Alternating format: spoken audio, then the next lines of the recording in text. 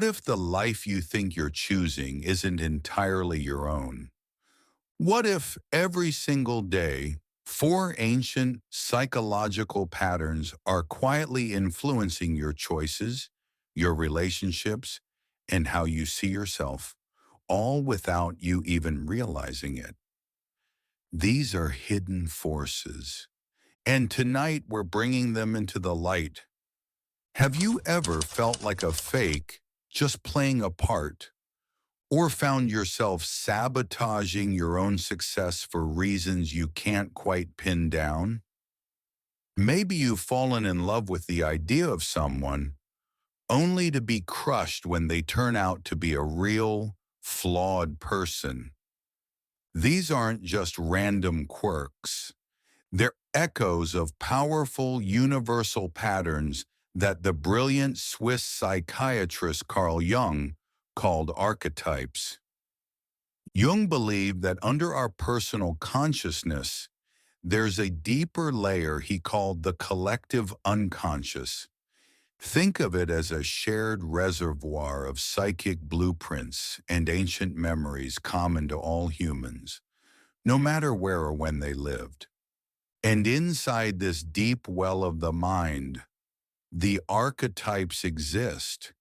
They are the original patterns that structure our experience: the hero, the mother, the trickster, and many others.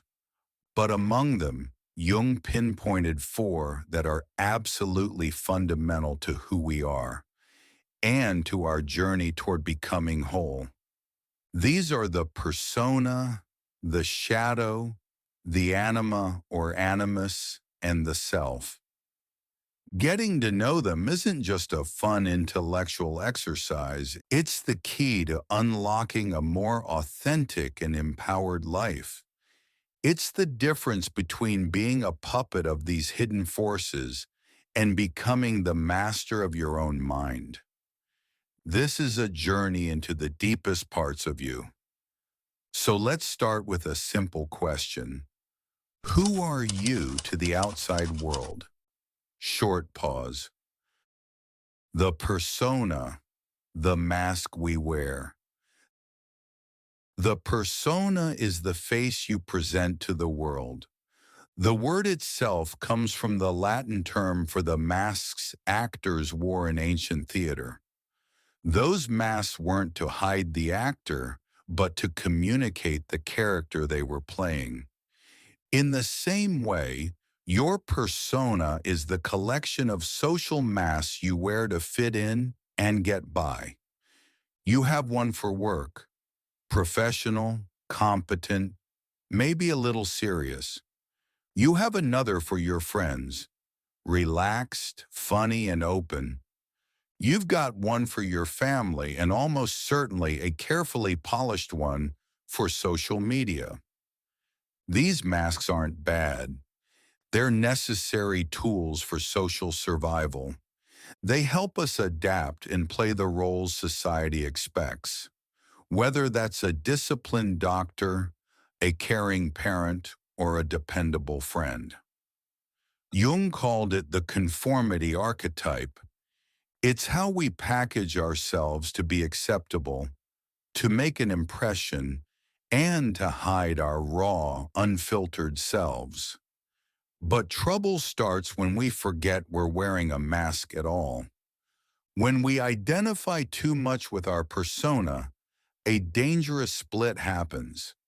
The ego, your center of consciousness, starts to think it is the mask. The professor starts lecturing his kids at the dinner table. The tough-as-nails CEO can't figure out how to be vulnerable with her partner. They become identical to their public roles. This is where that nagging feeling of being a fraud comes from. The imposter syndrome that haunts so many successful people. It's your authentic self whispering, "Hey, this isn't all of me." When you pour all your energy into keeping up a flawless public image, you lose touch with who you are when nobody's watching. Your true personality, with all its messy and beautiful contradictions, gets shoved aside.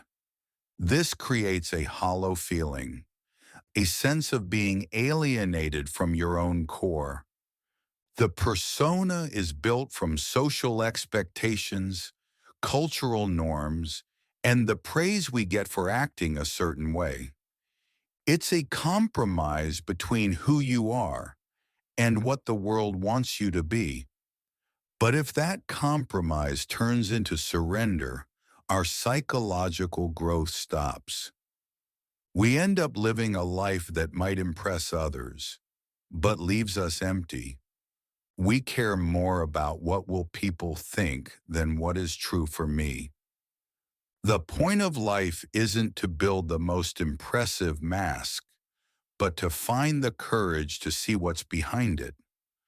But what about the parts of ourselves we don't just hide, but actively deny? The feelings and impulses we're truly ashamed of? To answer that, we have to step off the bright stage of the persona and walk into the darkness, the shadow, the hidden power. If the persona is the face we show the world, the shadow is everything we hide from it and from ourselves. The shadow is our dark side. It's the unconscious bag we stuff with all the traits, impulses, and desires we find unacceptable. Everything we repress because it doesn't fit our self-image or our shiny persona, envy, greed, rage, selfishness, it all gets shoved into the shadow. Jung believed we all have these qualities, but we often deny them in ourselves and instead see them in others. This is called projection. Have you ever been intensely irritated by someone's arrogance, laziness, or insecurity? That powerful gut reaction is often a sign of a shadow projection. You're seeing a disowned part of yourself reflected in them. That which we can't accept in ourselves, we condemn in others. This is one of the main ways the shadow secretly runs our lives, fueling conflicts and sabotaging relationships. In dreams, the shadow often shows up as a dark, threatening figure of the same sex, a monster, a criminal, or a wild animal. But here's Jung's most profound insight. The shadow isn't just a dumpster for bad stuff. It also holds our hidden strengths, our repressed creativity, our untapped potential. Maybe you were told as a child that being assertive was bossy, so you buried it. Maybe your passion for art was called impractical, so now it lives in the dark.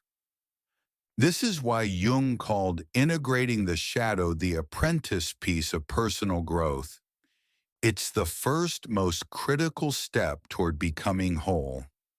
To become conscious of the shadow means recognizing the dark aspects of your personality as real and present.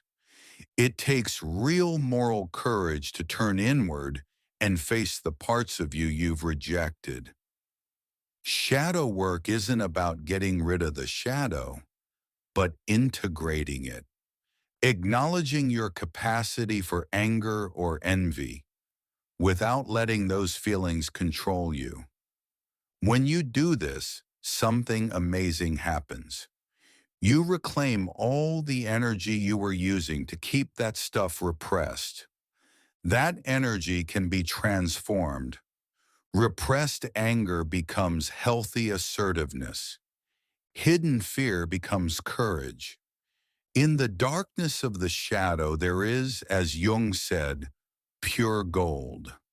By owning your shadow, you become more whole, more authentic, and far less likely to be controlled by it.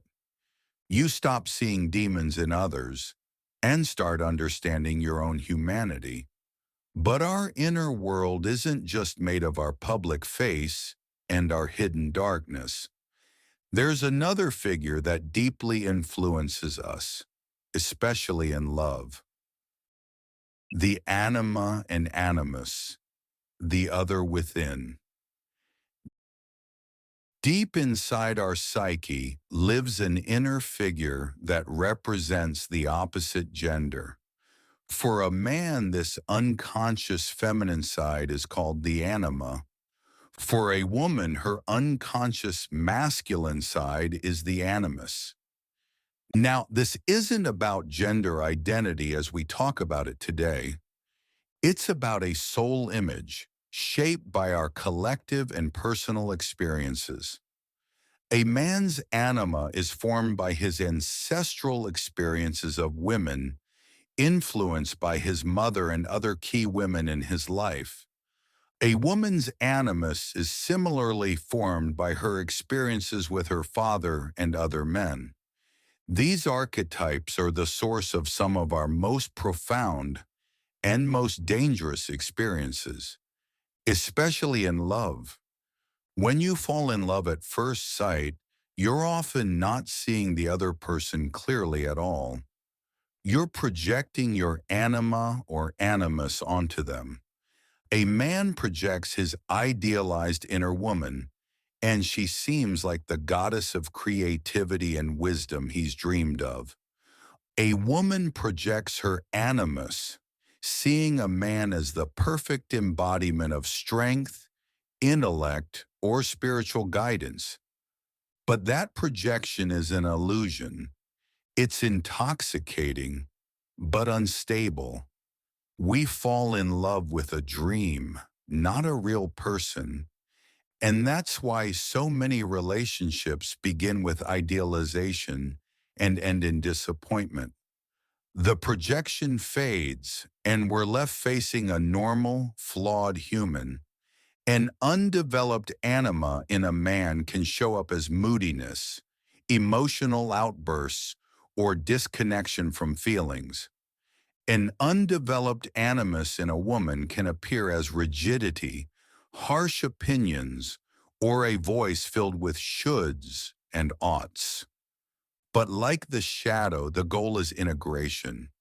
For men, integrating the anima means connecting with empathy, intuition, and feeling. For women, integrating the animus means developing logic, courage, and assertiveness. When we do this, we stop looking for someone else to complete us. We begin the inner marriage of our masculine and feminine energies. This leads to balance and lets us see our partners for who they truly are. This union is a massive step toward the ultimate goal of psychological wholeness, the self, the integrated being. After you've wrestled with your mask, faced your shadow, and met your inner opposite, you arrive at the central archetype of the psyche, the self. The self isn't the ego. The ego is your daily I, your surface identity. The self is the totality of who you are, conscious and unconscious. If your ego is a planet, the self is the solar system holding it together. Jung believed we're all born whole, but as we grow, we form a separate ego to survive in the world. The first half of life is spent building that ego. The second half is spent finding our way back to the self. That process is called individuation. It's the lifelong journey of becoming the unique individual you were meant to be, of reconnecting with the deeper wisdom inside. The self guides this process through dreams, symbols, and moments of synchronicity. It doesn't destroy the ego, it teaches it to serve something greater. Living from the self feels grounded, centered, and authentic. You act not from fear or pressure, but from a deep sense of rightness. You understand that life isn't about perfection, but completeness. The application, the solution. So how do we use this knowledge in daily life? Start with your persona. Ask, what masks am I wearing today? When do I feel most like myself? And when am I performing? Keep the mask when it serves you, but remember to take it off. Then face your shadow. Notice your projections. When someone really triggers you, ask, what is this showing me about myself? It takes honesty, but it's the foundation of real growth. Next, examine your anima or animus. Notice patterns in your relationships. If you keep chasing the same type, it may be your inner opposite at work. Develop those qualities within yourself instead. Finally, connect with yourself. Quiet the ego. Listen through meditation, reflection, nature, or dreams. The self speaks in symbols and guides you toward balance. This isn't quick work, it's a lifelong process. But by making the unconscious conscious, you stop being controlled by it. You become an active participant in your own life. Conclusion and call to action. We began by asking if the life you're living is really yours. We've walked through the persona, the shadow, the anima and animus, and finally, the self. These four archetypes secretly pull the strings of our lives, but awareness is the key to freedom. Until you make the unconscious conscious, it will direct your life and you will call it fate. By bringing these forces into awareness, we move from fate to destiny. The goal isn't perfection, it's wholeness. It's embracing every part of who you are, light and dark alike. The path is challenging, but it's the most meaningful one you can walk. As Jung said, in all chaos there is a cosmos, in all disorder, a secret order. Which of these four archetypes do you recognize most in your life right now? Is it the persona you're struggling to drop, the shadow you see in others, or the anima and animus shaping your relationships? Share your thoughts in the comments below. And if you want to continue this journey of self-discovery, make sure to like, subscribe, and turn on notifications. The path to knowing yourself is endless, and we're here to walk it with you. Be sure to like and subscribe for more exploring the mind to transform your life.